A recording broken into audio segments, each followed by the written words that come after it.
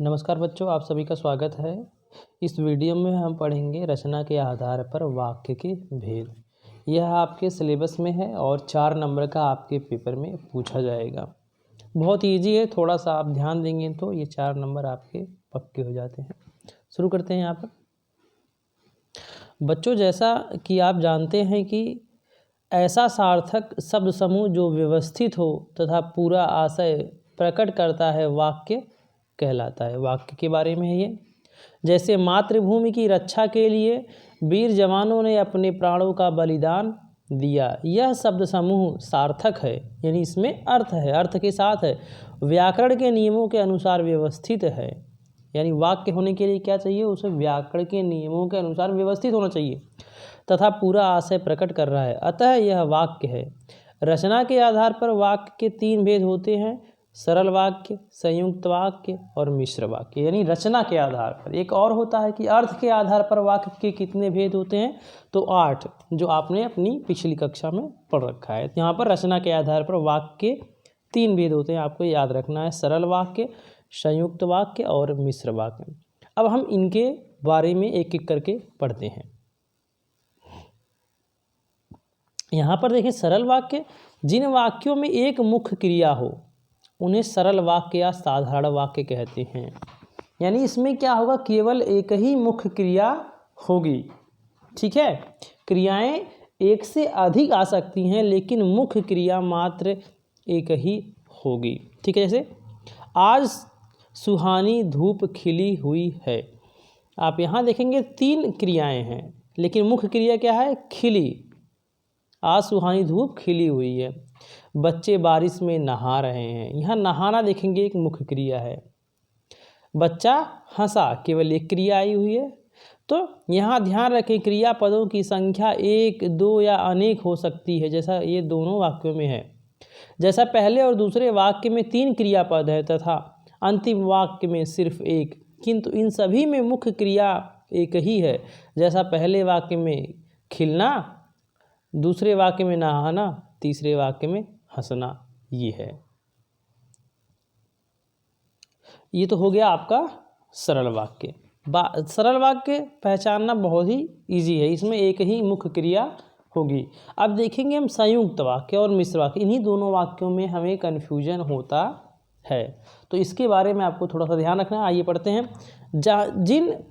जहाँ 2 या 2 से अधिक उपवाक्य किसी समुच्चय बोधक, योजक या जिसे अव्यय जैसे, इनकी पहचान यही है कि इसमें जो यानी 2 इसमें वाक्य होंगे जो एक दूसरे से जुड़े, कैसे, योजक शब्दों से जुड़ेंगे। ये जो अव्यय हैं या तो उसमें और आएगा, तथा, एवं, इसलिए, परंतु, किंतु, या, अथवा, नहीं तो, अन्यथा, वरना, ये शब्द यदि आपको दिख जाते हैं तो आप समझ जाएंगे कि यह वाक्य संयुक्त वाक्य है।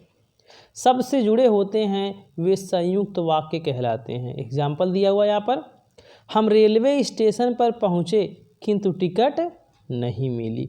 आप देखिए क्या योजक शब्द आ गया है, किंतु।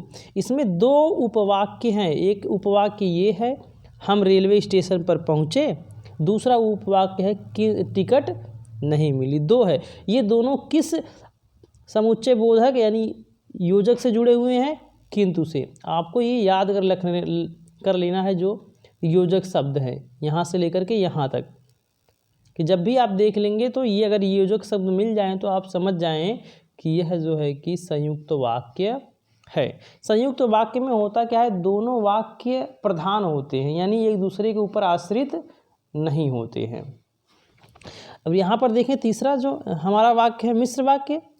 इसमें जिन वाक्यों की रचना एक से अधिक ऐसे उपवाक्यों से हुई हो, यानी इसमें भी उपवाक्य होते हैं लेकिन एक से अधिक होते हैं, जिनमें एक उपवाक्य प्रधान, यानी एक जो है कि प्रधान होगा यानी मुख्य होगा, यानी उसकी इम्पोर्टेंस होगी, और अन्य गौड़ हो, यानी उसका कोई मुख्य अर्थ नहीं होगा, उन्हें मिश्र वाक्य कहते हैं। यानी जो गौड़ होगा उसका अर्थ प्रधान उपवाक्य पर ही निर्भर करेगा। जैसे इसकी पहचान के लिए, यानी ये जो दोनों वाक्य उपवाक्य होंगे कि प्रधान और आश्रित जो उपवाक्य होंगे, ये दोनों किससे जुड़ेंगे, आइए इसको देख लेते हैं। तो आप इसको भी नोट कर लेंगे तो आपको आसानी हो जाएगी। आप इसमें देखें, इसमें क्या होगा, जो प्रधान उपवाक्य और जो आश्रित उपवाक्य है वो दोनों कैसे जुड़ेंगे, उसमें क्या आएगा, कौन सा शब्द आएगा, कि, जो, क्योंकि, जितना, उतना, जैसा, वैसा, जब, तब, जहाँ, वहाँ, जिधर, उधर, अगर, यदि, तो, यद्यपि, तथापि आदि से मिश्रित, यानी आदि नहीं, आदि से मिश्रित मिले जुले हों उन्हें मिश्रित वाक्य कहते हैं। इनमें जो वाक्य होता है एक तरह से कंडीशन वाला होता है। मैं आपको एग्जाम्पल्स के माध्यम से मैं बताने की कोशिश करूँगा। अभी यहाँ पर देखें जो एग्जाम्पल हुआ, यह वही व्यक्ति है जिसने कल बच्चों को बचाया था।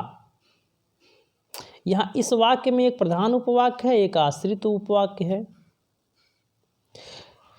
यह वही व्यक्ति है जिसने कल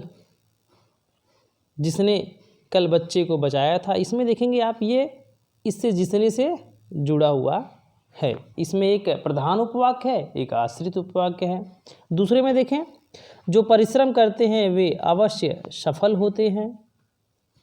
यहाँ पर देखिए जो आ गया ना, यानी जो आ गया तो आप समझ जाएंगे, यह शब्द आ गया है तो आपको अनुमान हो जाना चाहिए, पता लग जाना चाहिए कि वाक्य जो हमारा है मिश्र वाक्य में है। देखिए यहाँ पर उपरोक्त वाक्य में यह वही व्यक्ति है, ये वे अवश्य सफल होते हैं, ये दूसरे वाले में प्रधान उपवाक्य है। क्या है? प्रधान उपवाक्य हैं, क्योंकि मुख्य क्रिया इन्हीं में है। शेष गौड़ उपवाक्य हैं, यानी शेष अर्थ के लिए इस पर डिपेंड है। ठीक है, यह वही व्यक्ति है, ये प्रधान, ये आश्रित। इसमें क्या है, ये प्रधान, ये आश्रित है। तो ये आपका हो गया। आइए अब इसको मैं बता देता हूँ आपको कि कौन कौन से ये वाक्य हैं। पहला देखें, वह खेलते खेलते सो गया। सरल वाक्य, सरल है। जो व्यक्ति स्वावलंबी होते हैं ईश्वर भी उनकी मदद करता है। यहाँ पर देखिए जो शब्द आ गया मिश्र वाक्य में आता है ना, तो ये मिश्र वाक्य। दूसरा, बस स्टॉप पर पहुँचने से पहले बस जा चुकी थी, ये आपका मिश्र वाक्य है। सूर्यास्त हुआ और सभी पक्षी अपने अपने स्थान पर लौट आए। देखो और आ गया ना, संयुक्त वाक्य हो गया ये। गांधी जी महान थे क्योंकि वे सदा सत्य बोलते थे, क्योंकि आया मिश्र वाक्य।